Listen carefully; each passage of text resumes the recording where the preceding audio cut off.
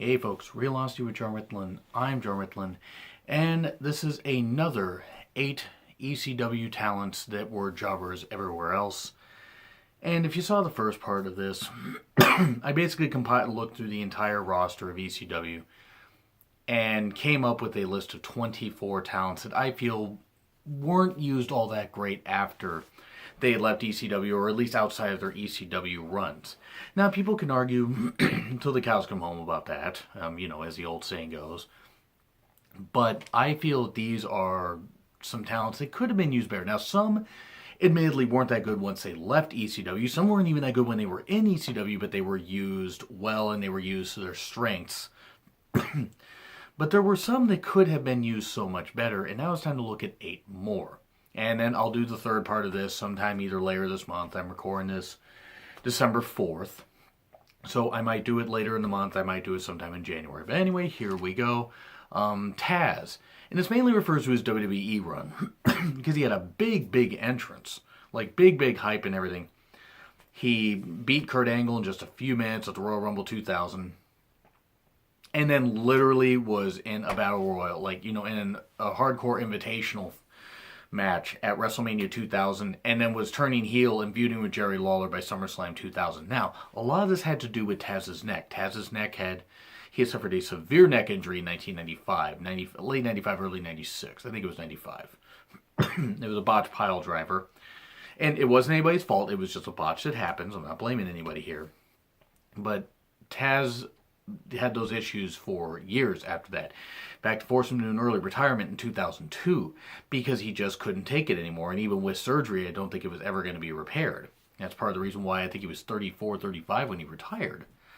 Taz was brought in with all the hype in the world, and then within a couple months, they just killed it off. Now, he was used decently enough in a tag team with Spike Dudley in the last part of his wrestling run, like his time in the ring. But by late 2000, early 2001, he was doing commentary, splitting commentary and wrestling, being a color commentator on SmackDown, and it worked for him. But I just feel that, honestly, at least his first year in 2000 could have worked a whole lot better. They, like I said, brought him in big, and then that was it. They just stopped using him all that well, and he became just another guy, just as quickly as he was seen as such a big deal. And I'm not going to refer to his TNA run or his Impact Wrestling run because he was a commentator. He could have been a commentator and a manager, and it might have worked better. At least better than how they used him. And I know they tried to use him as both, but they could have used him a little better. But whatever. I'm not going to say anything about that because at that point he was way retired and was cast in the role he should have been in. And there we go with another one, Lance Storm, his WWE run. Yeah, he was IC champion at one point. The Un-Americans was a pretty cool stable, and he, in particular, said a really controversial thing about Bush and 9/11 in a promo. I did a reflection show on it. I did a reflection show on earlier this year. I don't remember the exact episode. I want to say it was a SmackDown, so it might have been the Billy and Chuck wedding one, because I think the Un-Americans were still together then. Or it might even been the one where Brock beat Hogan. But it was one of those two. The whole point is Lance Storm, tremendous talent. Could have been used a whole lot better than he was. The whole boring thing that they did with him and Austin, I guess was supposed to go somewhere, but didn't because they didn't feel that Lance Storm was worthy of that spot, or something like that. It just felt like for as great of a talent as he was, and he's got a really good dry humor, as anybody that listens to his show with Don Callis, aka Cyrus, from ECW would tell you.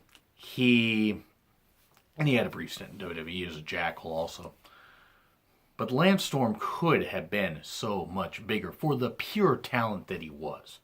I mean, he had a couple okay moments, but quite frankly, it just seemed like they just didn't know what to do with the great Canadian talent. I'm not saying that his personality necessarily translated to WWE TV, but you're telling me for a guy that good in the ring, they couldn't have used him a little bit better, especially by 2003?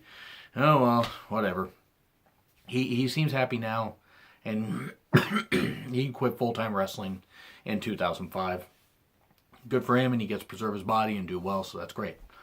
And now we move on to, and just forgive me, but I'm going to take a look at my list here so I don't go over anybody I already did. Stevie Richards, his WCW, his WWE, and his TNA run. TNA Impact Wrestling, of course.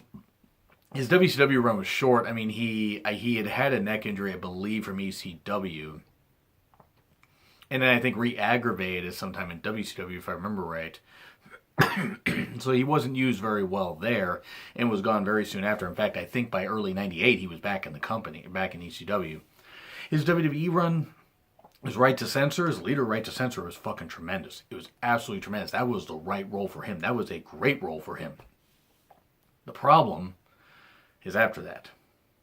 They had him dress in drag and be Victoria's lackey, which, look, I mean, I certainly would have wanted to be, I would have wanted to play second fiddle to Victoria, who's a tremendous female talent, and Stevie Richards played his role well, but for how good he was in the ring.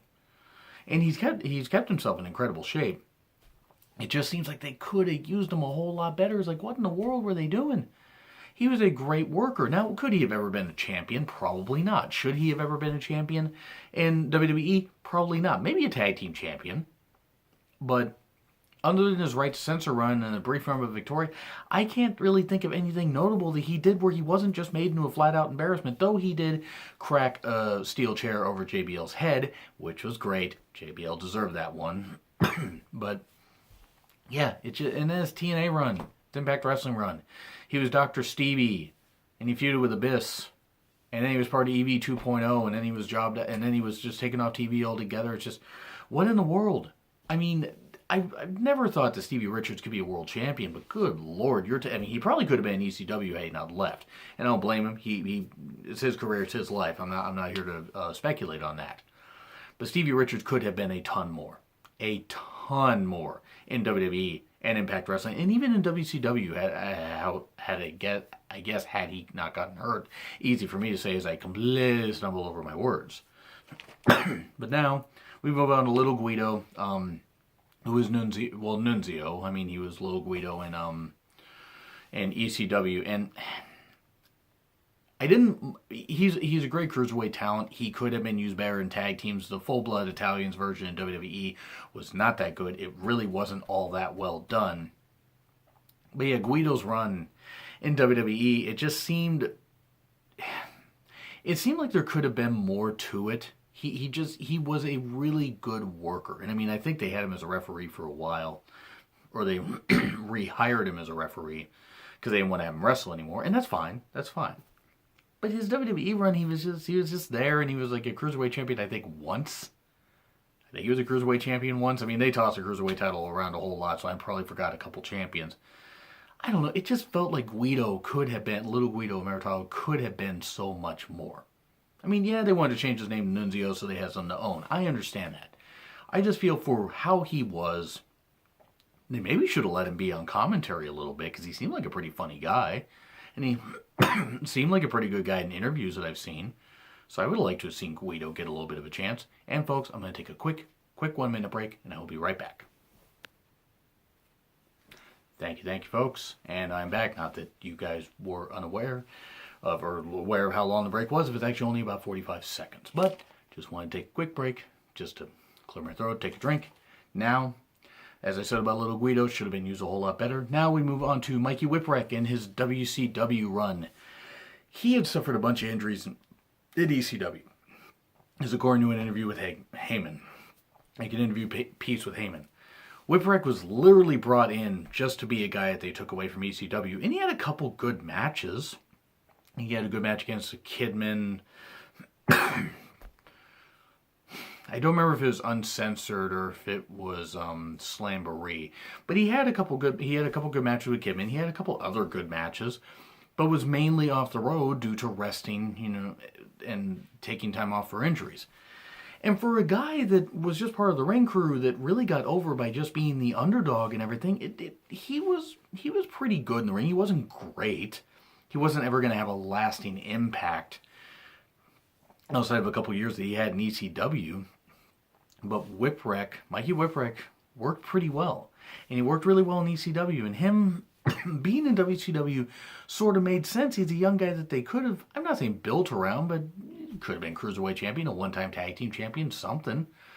And yeah, okay, maybe he was going to take the time off for all those injuries, but they brought him in, jobbed him out, and then that was it. I mean, I'm sure he got paid well, because WCW contracts are guaranteed, so you essentially could sit home and collect your money.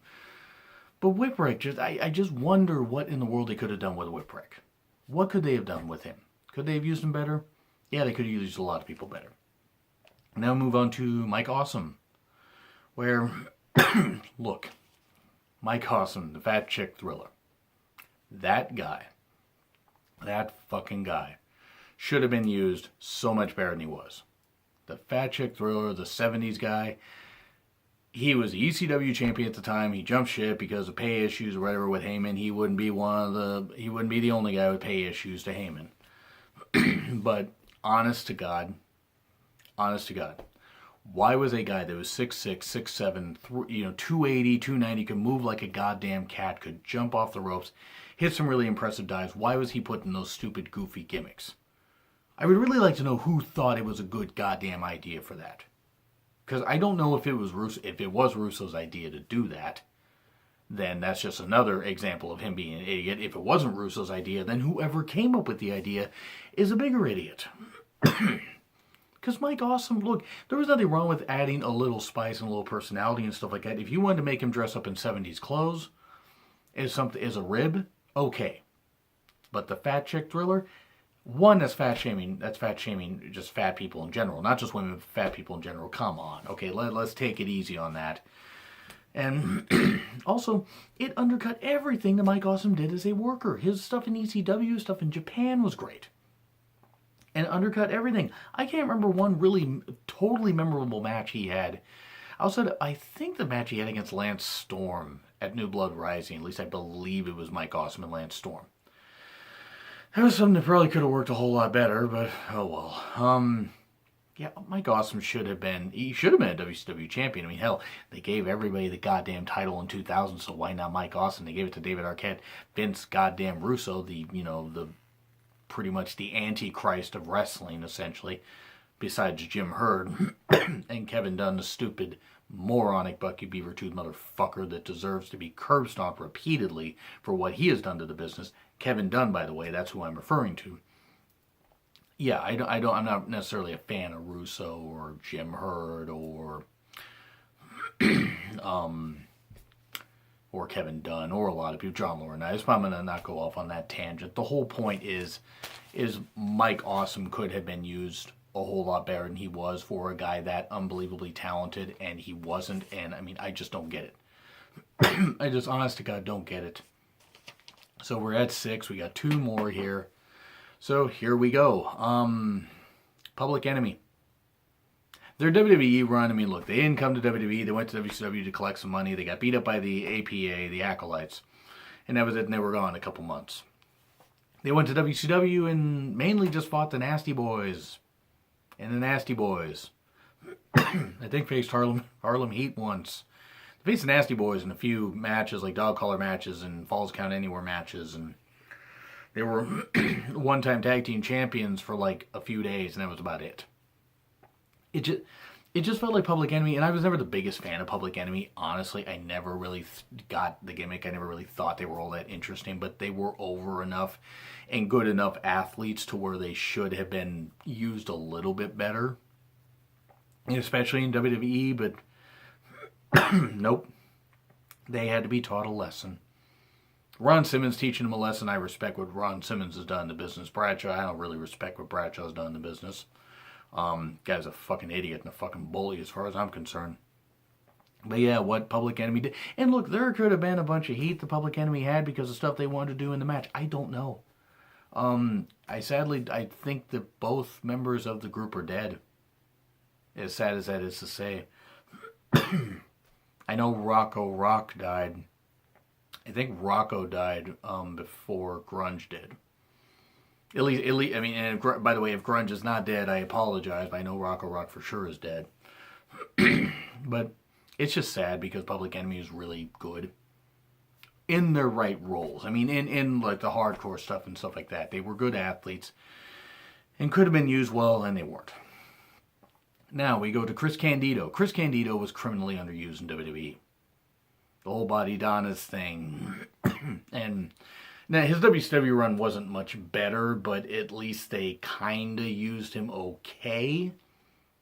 His ECW run was a whole lot better, but his WWE run, part of the Body Donnas, that gimmick was dooming. That was a doomed gimmick from the start. He wasn't going to ever get more than a tag title run. It didn't work. It didn't work at all. He was not able to get anywhere in that company. And it's just really sad because Chris Candido, and I mean, it's a shame that he died when he did because he seemed to be having a career resurgence in Impact Wrestling. And then unfortunately suffered from I think he had a blood clot in his leg from like a surgery. And it was something like that. I don't remember the exact thing, but I think it had something to do with the blood clot that got to his heart. I'm not totally sure. Don't quote me on that. But the bottom line is he died way too young.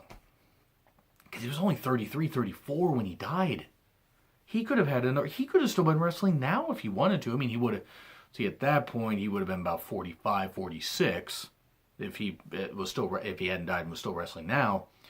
But still, Chris Candido was a great athlete and could hit some great moves. He had a great run of Smoky Mountain Wrestling, and WWE was His ECW run was pretty good.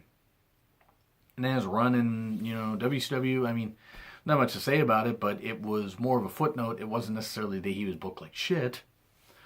So that's really just about it. So that's what I got to say about 8 ECW talents that could have been used better. So do you agree? Do you disagree with what I said? Are there any ECW talents that you can think of that weren't used that well anywhere else? Because I got another part to this series, but watch the first part, watch this part, and then let me know what you think. Leave them in the comments, like, share, subscribe. Also, it's been Real Honest with John Ritlin. I'm John Ritlin, and I will see you soon.